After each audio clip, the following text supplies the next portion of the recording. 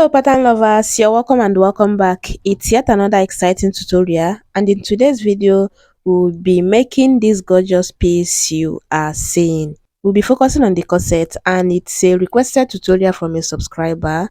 So in this tutorial we'll be focusing on how to do the transparent corset and how to go about the beautiful cup. That's the decorative piece we see on the cup. So if you're interested in that, definitely watch to the end.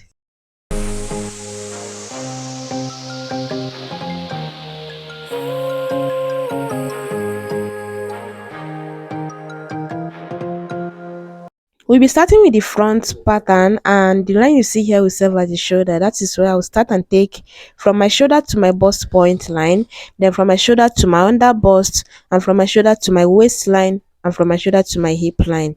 From my shoulder to my bust point is 10 inches. From my shoulder to my under bust is 13 and a half. From my shoulder to my waistline is 17 inches. And from my shoulder to my hip line is about 24 inches. So I'll just go ahead and mark the same figures here, and after that I'm going to be ruling them out and label them bust point line, under bust line, waistline, and then we have the hip line. We'll be getting the corset length later, but for now on the shoulder I'll mark the shoulder measurement divided by 2. Then I'll go down to my chest line, and on the chest line again I'll mark my shoulder measurement divided by 2. Then I'll come to this other side and mark my chest line, just so when I use my ruler to mark both the shoulder and the chest line out, it's going to look straight like this. I'll mark my standard neck width of 3 inches. Then I'll come down here to 1.5 for the shoulder slope, and connect from the shoulder slope to the 3 inches neck width, just as you can see me do it here. Once I'm done with that, I'm going to start here and measure down to my chest line and get the midpoint, and on that point I'll go into 1/2 inch. Then mark my bust measurement divided by 4 here on the chest line, and use these 3 points as a guide to cover the armhole, and it's looking like this. The next thing I'll be doing now is to just mark my standard neck depth here, just for aesthetics, not that we need that because this corset is not coming with a yoke. So on the bust point line I'll mark my bust span. I will mark that also on the hip line, then use my straight ruler to connect it like this. Then for my dart intake on the under bust I'll be marking 1 inch here, then come down to the hip line and also mark 1 inch there and connect the two like this. Then coming to this other side on the under bust I'll be marking 1.25, then come down to the hip line and mark 1 inch. Now I'm going to be connecting from the 1 inch I have on the hip line to the 1.25 I have on my under bust line. Then I'm going to be using this part of my curve to curve from the under bust to the bust point on both sides, just like this. The next thing we'll be doing now is to take the waist measurement divided by 4, but then if you're going for the cinched waist, you're going to be minusing 1/2 inch or 0.75 from your waist measurement divided by 4. I did my waist measurement divided by 4 minus 0.75. I marked it, then from that point I replaced the dart intake I have on the waistline. Then on the hip line, you're marking your hip measurement divided by 4, and then you're also going to replace the dart intake you have there. For me, it's about 2 inches, and then I'm going to be connecting from the bust measurement to the waist measurement, and from the waist measurement to the hip measurement. Then I'll come down here to 1.5 for the bust dart and connect it like this to the bust span. And then the next thing we'll be doing is to get the corset length. Now on this center I'll be using 6 inches as the corset length here.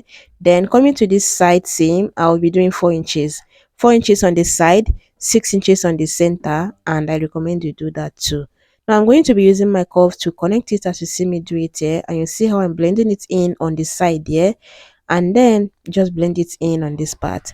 But then we would have to through this dart legs, just so when we are joining them they are going to be the same. So I'm going to measure it, and whatever it is I have on the side I'm going to make sure it is the same with what I have on the center. Then I'll go ahead and blend it back into the center this way. I'm trying to use my marker to just make it obvious. And yeah, that's it. Because this corset is not coming with a yoke, you can decide to use whatever you usually use as your over bust line for your bustiers, or better still, you use what you use for your corset. Yeah, but I'm using what I usually use as my over bust line for my bustiers, which is 3.5 from my bust point line. Then I'm going to measure what I have from the shoulder tip to the neck width. I'll measure it and divide that into 2 equal halves and connect it to the bust span this way on the bust point line. To tighten the over bust, I'll be using 0.75 on both sides of this line you're seeing. That is one and a half that intake on this over bust line. Then I'm going to connect it like this and make this part a bit curvy. That's how I do it. Then I'm going to measure this side, that leg. Whatever it is I measure there, I'm going to make sure it's also the same thing with what I have here on the center. And then from the center, from the shoulder, on this center part, I'm going to come down to my desired neck depth, which I'm using about 8.5, because the neckline is not too deep and it's also not too high. So here is my neck depth of 8.5, and then on that point I'll be marking my bust bridge of half inch. Yeah, I'm now going to connect from this cup part here all the way to this bust bridge, just as you can see me do it here. And then once I'm done, I'm going to extend this bust bridge all the way to the bust point, which I said I'm working with half inch here. So I'll mark that same half inch on the bust point line and connect it like this. Then go ahead and curve this other part using this part of my curve, and this center cup is ready. The next thing we'll do now is to measure from this chest line to about 0.75. You're coming down to about 0.75 or 1 inch, but 0.75 works for me. This is just so your boning won't be going to your armpit and cause you discomfort there. Then on this part, I'll be coming into 1.25 here. Then we're going to curve it like this. So here, don't make it slanty, make it curvy rather, so that whatever you have here is how much coverage you're going to have, because this is not coming with a yoke. Again, this corset is not coming with a yoke, it's just strapless like that. So you're going to curve this part like you're curving your armhole again, and then later we are going to be connecting this part this way after closing the bust dart. But for now, we are going to be replacing the dart intake we have along this part. You see this part, just take it straight, or you can decide to do it on this second chest line, but I recommend that you do it on your actual chest line. Whatever that intake you have along this part, go ahead and start from your bust measurements and replace it. Later we'll be connecting it to the waist measurements after closing the bust dart. But for now, we'll be coming back to the front pattern. Let's get the back out of the way. From the shoulder, I'm going to measure down to my waistline, which is going to be 1.5 difference from the front pattern. Because of my bust dart of 1.5, I'm going to make sure that from my shoulder to my waistline is 1.5 minus from what I used on the front, and then from my shoulder to my hip line is also 1.5 minus from what I used on the front. Then on the shoulder, I'll mark my shoulder measurement divided by 2, and then I'll go down to the chest line, and on the chest line again I'll mark my shoulder measurement divided by 2, just so I have a straight line connecting it like this. Once that is done, I'm going to mark my standard neck width of 3 inches. Then I'll be using 1 inch as my shoulder slope. I'll come down here 1 inch and connect from that 1 inch down to, yeah, to my 3 inches neck width. Then I'll also cover the back neckline for aesthetics. Not that we need that, we don't even need the armhole for this back pattern. I'll measure from that shoulder slope to the chest line, get the midpoint and mark it there. We'll be using that to cover the armhole after getting the bust measurement divided by 4 on this same chest line. Now I'm going to place my curve like this and cover the armhole.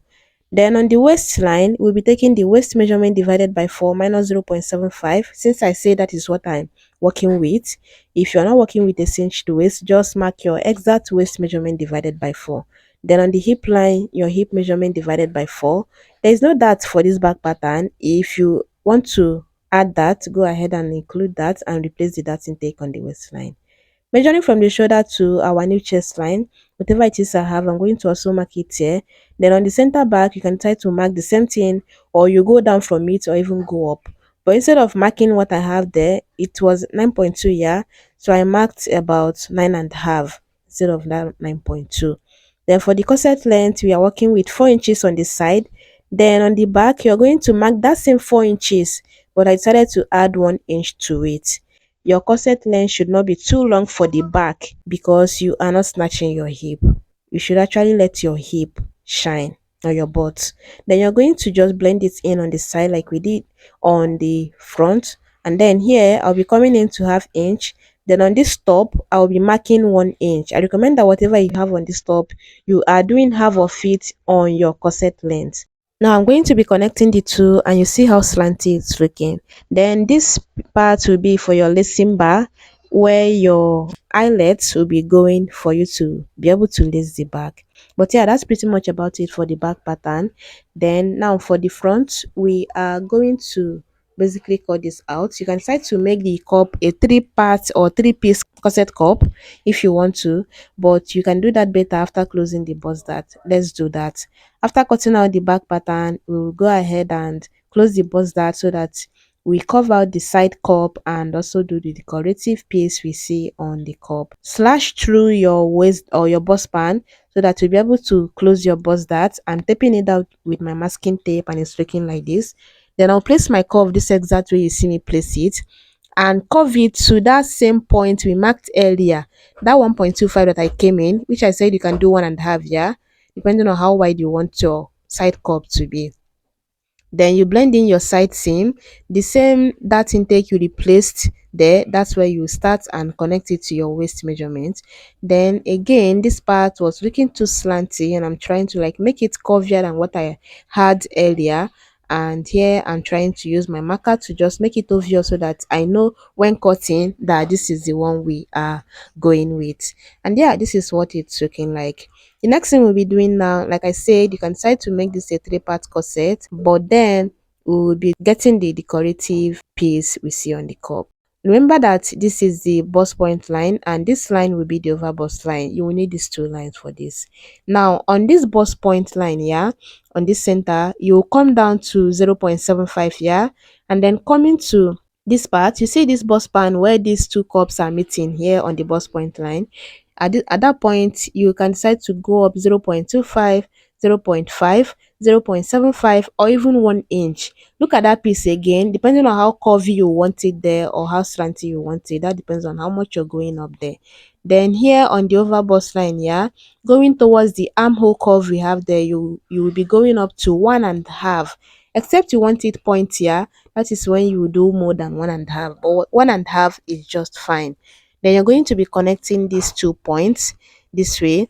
Then to connect this other part, I recommend that you come in from this your side, that leg here. You are going in there to 1 inch.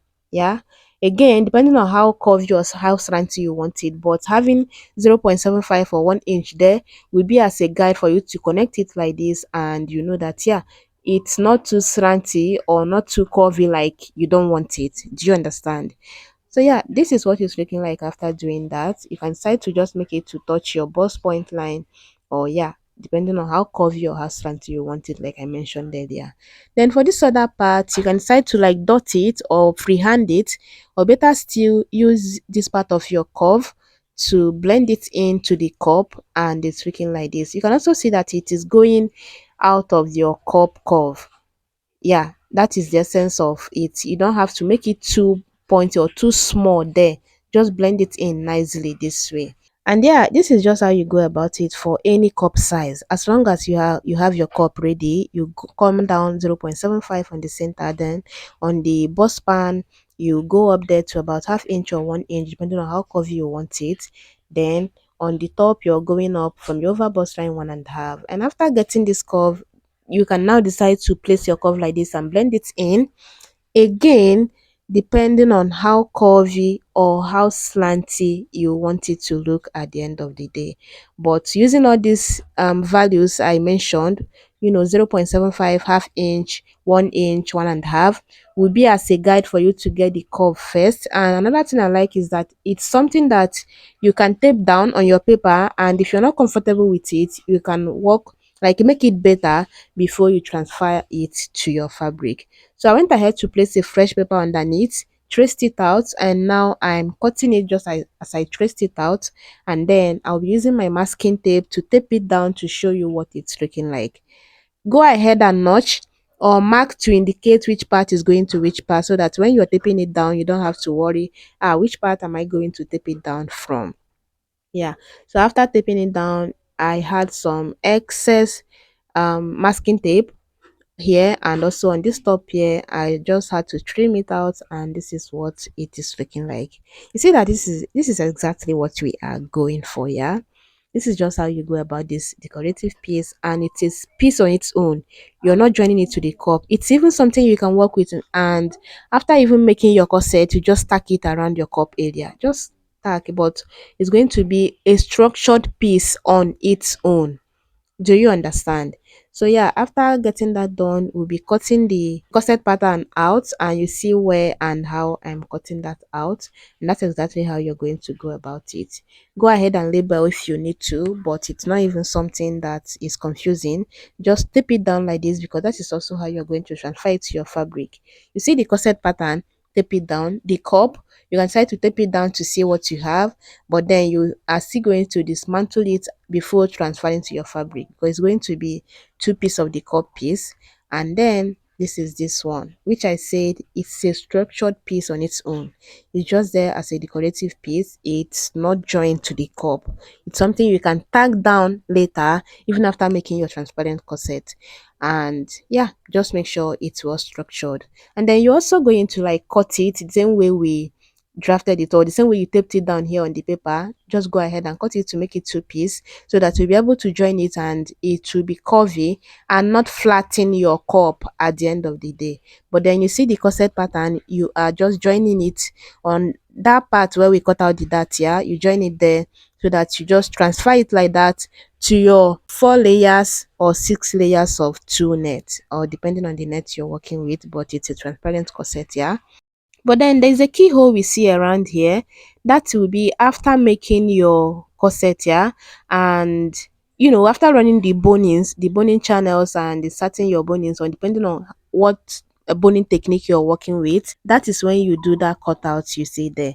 And then your 2 layers of two net, or 3 layers or 4 layers, depending on what you are working with, which is serve as the lining for your transparent corset, will now give it that skin illusion there.